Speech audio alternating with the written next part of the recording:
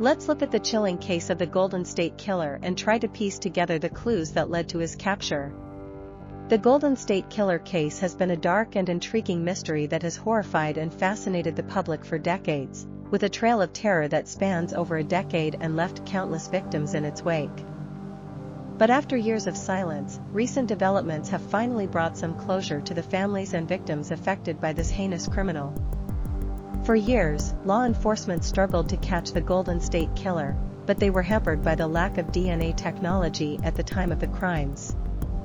As a result, the killer was able to evade capture for decades, leaving behind a cold trail that seemed impossible to crack.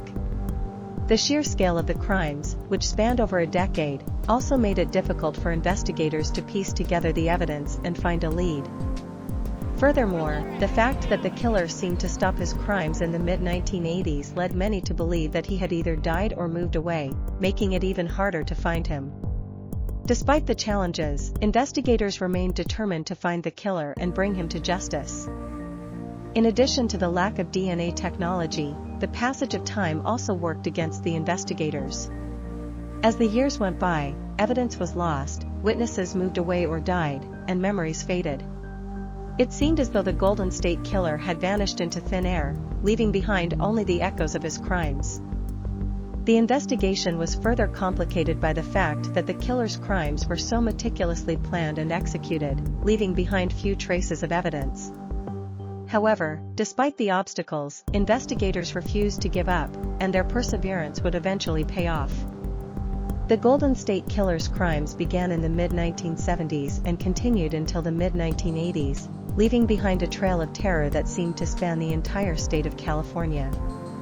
But it wasn't until the advent of genealogy DNA testing that investigators finally got their big break. By using DNA samples from genealogy websites, investigators were able to create a partial DNA profile of the killer, which eventually led them to a suspect. The timeline of the crimes and the investigative efforts were meticulously reconstructed, and the pieces of the puzzle finally began to fall into place. The use of genealogy DNA testing was a game-changer in the case, allowing investigators to track down the killer's family tree and identify potential suspects. The breakthrough came when a DNA sample from a genealogy website was matched to a DNA sample from one of the crime scenes. This led investigators to a suspect, who was eventually identified as 72-year-old Joseph James DeAngelo. On the morning of April 24, 2018, the Golden State Killer was finally caught. Joseph James DeAngelo was arrested at his home in Citrus Heights, California, bringing an end to a reign of terror that had lasted for decades. The news sparked a mix of emotions, from relief to anger, as the victims' families and the public finally got the justice they deserved. The arrest was met with cheers and tears, as the long and arduous journey to capture the killer finally came to an end.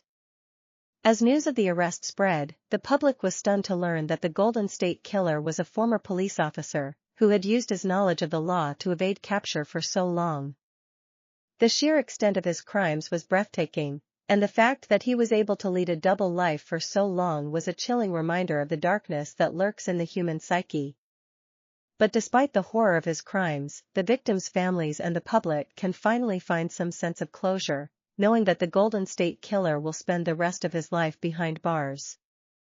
The significance of the Golden State Killer's capture cannot be overstated. It marks a major milestone in the use of DNA technology in crime solving, and it brings closure to the victims and their families who have waited for decades for justice. It is a testament to the power of perseverance and determination, and it serves as a reminder that justice can be served, no matter how long it takes. Thanks for watching, and if you'd like to share your thoughts on the Golden State Killer case, please leave them in the comments below.